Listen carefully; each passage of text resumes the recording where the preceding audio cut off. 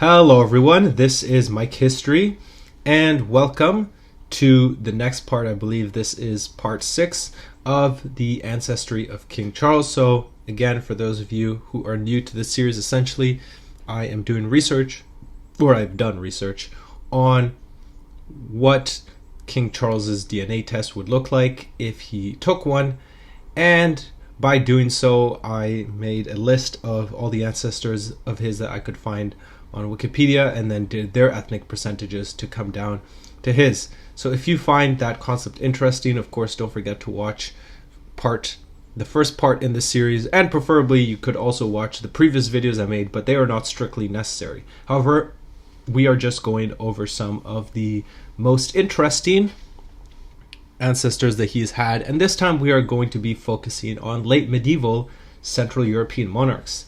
So, one of the most interesting things actually is that King Charles is descended from a pope.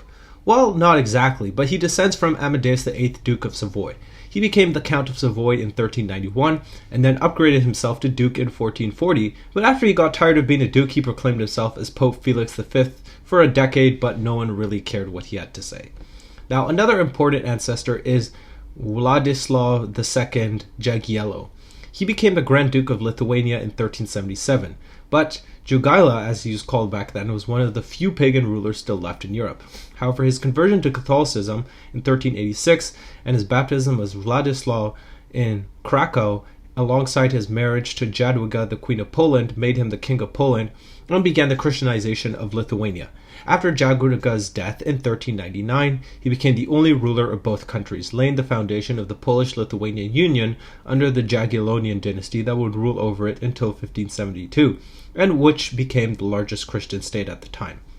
However, this wouldn't come without challenges, especially emanating from the Teutonic Order, but their defeat at the Battle of Grunwald in 1410, followed by the Peace of Thorn, consolidated Polish and Lithuanian power as a major power in Europe and began their golden age before dying in 1434.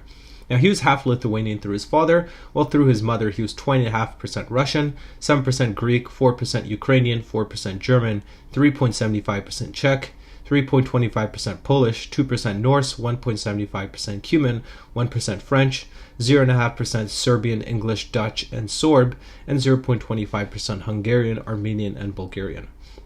Now, ruling in the Holy Roman Empire around the same time was Sigismund, the Holy Roman Emperor. He was born in 1368, the son of Charles IV, Holy Roman Emperor, and at age 10 he became the Elector of Brandenburg. In 1385, he married Mary, Queen of Hungary, and 2 years later became the King of Hungary and Croatia, but lost Brandenburg the year after that. In 1395, Mary died, making him the only king of Hungary and Croatia, and the following year he led the Crusade of Nicopolis against the Ottomans, only to get routed by them. In 1410, he became King of Germany, and the next year he once again became Elector of Brandenburg, but would lose that title a second time in 1415. He was one of the main people behind the Council of Constance between 1414 and 1418 that ended the Papal Schism, but once he became King of Bohemia in 1419, the Hussite Wars broke out in that country, which would dominate the rest of his reign. Despite his failure in those wars, his final achievement was becoming Holy Roman Emperor in 1433, before dying in 1437. He was 37.5% German, 18.75% French, 6.25% Lithuanian, 6.25% Belarusian, 6% Norse, 6% Dutch, 4.5% Greek, 3.5% Kashubian, 3.25% Polish, 3% Ukrainian, 1.5% Czech, 0.75% Sorb, 0.5% Rhenish, 0.5% Serbian, and 0.25% Occitan, Armenian, Bulgarian, English, Russian, Hungarian, and Cuman. So, very complicated ancestry.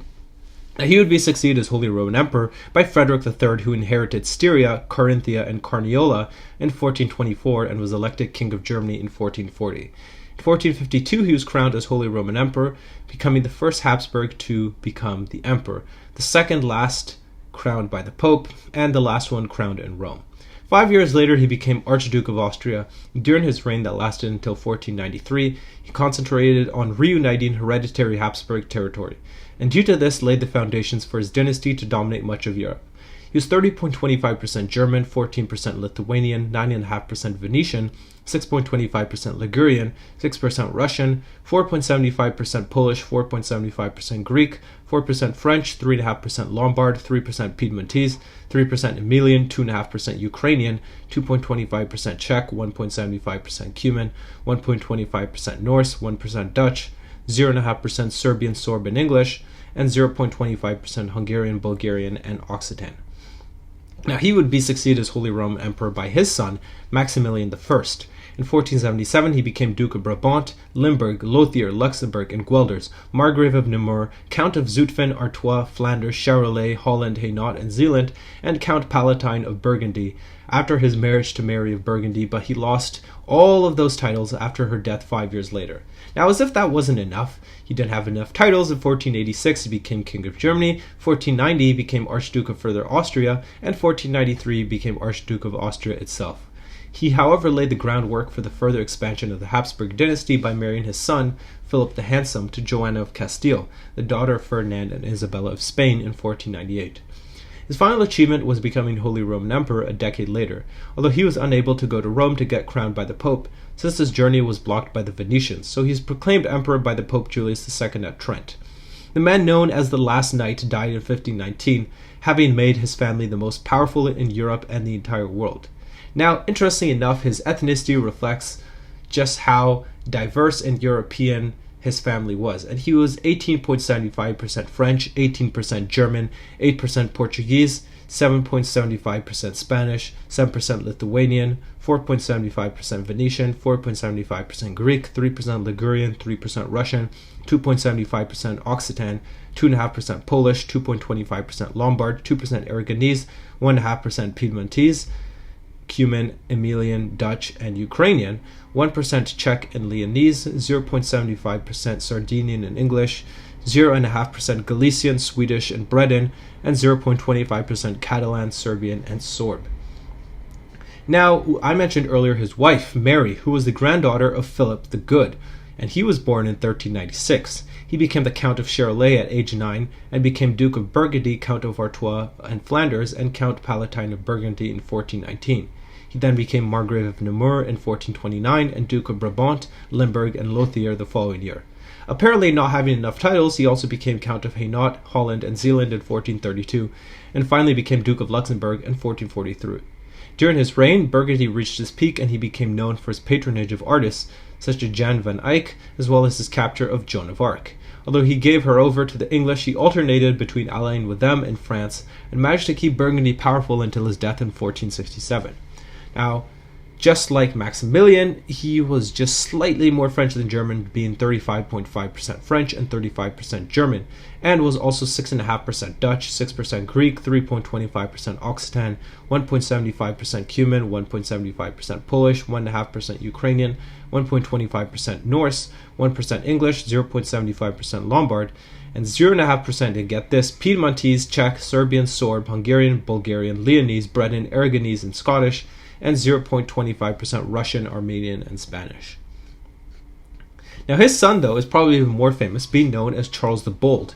As a ruler, his main goal was the connection of his several territories into one continuous landmass, and to do this, he formally declared independence from France. He'd already been Count of Charolais since 1433, but after his death, he became the Duke of Burgundy, Brabant, Limburg, Lothier, and Luxembourg, Margrave of Namur, Count of Flanders, Artois, Hainaut, Holland, and Zeeland, and Count Palatine of Burgundy. He bought Upper Alsace and conquered Guelders and Zutphen in 1473 from Arnold of Egmont. However, this conquest wouldn't go unopposed and would lead to the Burgundian Wars, in which he would be killed in battle in 1477. This resulted in the division of his land, with most of it going to his daughter Mary, although some of it went to France. Now, he was 41.5% French, 20% German, 12.5% Portuguese, 5.25% Dutch, 4.5% Greek, 3.5% Occitan, 2.5% Spanish, 1.25% Cuman, 1.25% Ukrainian, 1% Polish, 0.75% Aragonese, Leonese, Lombard, and English, 0.5% Scottish, Swedish, Breton, and Sardinian, and 0.25% Piedmontese, Czech, Serbian, Sorb, Hungarian, Bulgarian, and Russian. Now, his grandson, Philip the Handsome, would actually unite the Habsburg territories of Burgundy with the Spanish territories, and he would be the one really to cement Habsburg dominance in Europe. the son of Mary of Burgundy and Maximilian I. After his mother's death at age 4, he became Duke of Brabant, Limburg, Lothier, Luxembourg, Guelders, and Zutphen, Margrave of Namur, Count of Artois, Flanders, Charolais, Hainaut, Holland, Zeeland, and Count Palatine of Burgundy. After his marriage to Joanna, he spent most of his time consolidating his power in Spain, especially after she became queen in 1504 after Isabella I's death. He was then proclaimed King of Castile and Leon in 1506, but only died a few months later. Despite his short reign, every single Spanish monarch since has been his descendant.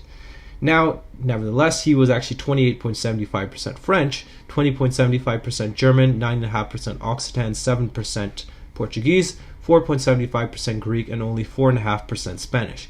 He's also 3.5% Lithuanian, 3.25% Dutch, 2.5% Venetian, 1.75% Polish, 1.5% Ligurian, Russian, and Lombard, 1.25% Cuman, Ukrainian, and Aragonese, 0.75% Piedmontese, Emilian, Leonese, and English, 0.5% Czech, Sardinian, and Swedish, and 0.25% Galician, Breton, Serbian, and Sorb.